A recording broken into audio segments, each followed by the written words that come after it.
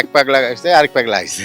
বাংলাদেশ ক্রিকেটে পাগলা বলতে সবাই একজনকেই চেনে, দেশের ক্রিকেটের অবিসংবাদিত নেতা মাশরাফি মুর্তজা। তার চঞ্চল ও স্বভাবসুলভ দুষ্টুমি প্রবণতার কারণেই টাইগারদের সাবেক কোচ ডেভ ওয়াটমোর আদর করে তাকে ডাকতেন পাগলা নামে। তবে এই মাশরাফির আগমনের আগে আরও এক পাগলা ছিলেন দেশের ক্রিকেটে। বাংলাদেশ ক্রিকেটের উত্থানের লগ্নে যার নাম আলাদা করে বলতে হতো তার বলের গতির কারণে। হাসিবুল হোসেন শান্ত তার নাম। বর্তমানে বিসিবির নির্বাচক সাবেক এই পেস বোলার। ঘণ্টায় ১৪০ কিলোমিটার গতিতে নিয়মিত বল করতে পারতেন। দেশের প্রথম পেসার হিসেবে রপ্ত করেছিলেন রিভার্স সুইংটাও। ১৯৯৭ সালের আইসিসি ট্রফি জয়, ৯৮ সালে প্রথম ওডিআই জয়, ৯৯ সালে প্রথমবার বিশ্বকাপে খেলা কিংবা ২০০০ সালে দেশের হয়ে প্রথম টেস্টে খেলা, প্রতিটি জায়গায় জড়িয়ে আছে হাসিবুল শান্তর নাম। তবে তার ক্রিকেট ক্যারিয়ার দীর্ঘ হয়নি খুব একটা।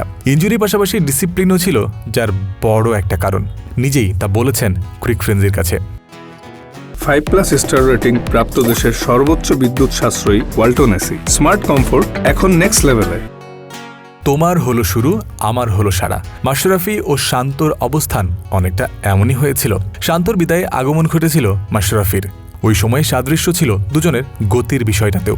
শান্তর থেকে বেশি এক্সপ্রেস গতির পেসার হিসেবেই মাশরাফির আগমন ঘটেছিল বটে। অন্যদিকে তার মতো একই রকম ফান লাভিং চঞ্চল প্রকৃতির হওয়ায় হাসিবুল শান্তকেও পাগলা বলে ডাকত সবাই। সময়টা ২০০১ সালের নভেম্বর মাস।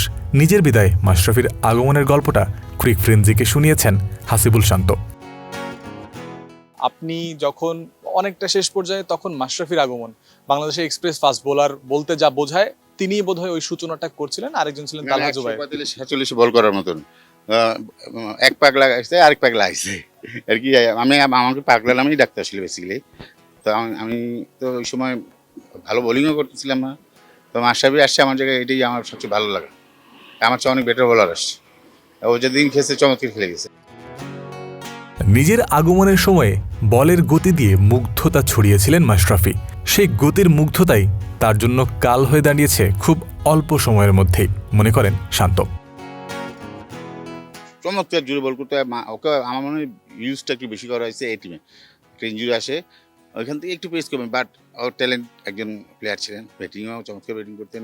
মানে ও দেশের জন্য এই জিনিসটা এখন বাংলাদেশে আমি কম পাই, যে টিমের জন্য যে দেশের জন্য যে খেলা, যে একটা মানে জিতার যে একটা কী বলবো তার মানে জিতবো দেশের প্রতি টান, এইটা মানুষের বেশি ছিল, খুব বেশি ছিল। সেদিনে কৌশিক পরে হয়েছেন ক্যাপ্টেন ফ্যান্টাস্টিক, বাংলাদেশ ক্রিকেটের কিংবদন্তি। খেলোয়াড়ি জীবন প্রবাহমান থাকতেই তিনি জড়িয়েছিলেন রাজনীতির সঙ্গেও, হয়েছিলেন সংসদ সদস্য। হাসিবুল হোসেন রাগ ঢাক না রেখেই বলেছেন বিষয়টা তার মোটেও পছন্দ হয়নি।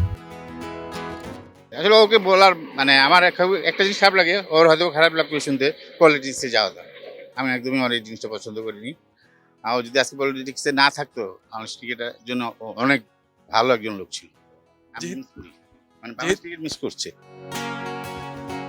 বাংলাদেশের ক্রিকেট মাশরাফিকে মিস করছে অনেক। আবারও তার স্বাভাবিক ক্রিকেটের সাথে সম্পৃক্ত জীবনে ফেরার আলোচনা চলমান এই মুহূর্তে। এক্ষেত্রেও হাসিবুল হোসেনের রয়েছে একটা ভাবনা, মাশরাফি ফিরলে দেশে ক্রিকেট উপকৃত হবে, তবে সেটা যদি হয় রাজনীতিবিদ হিসেবে তাহলে তা কতটা ফ্রুটফুল হবে তা নিয়ে তার সন্দেহ আছে।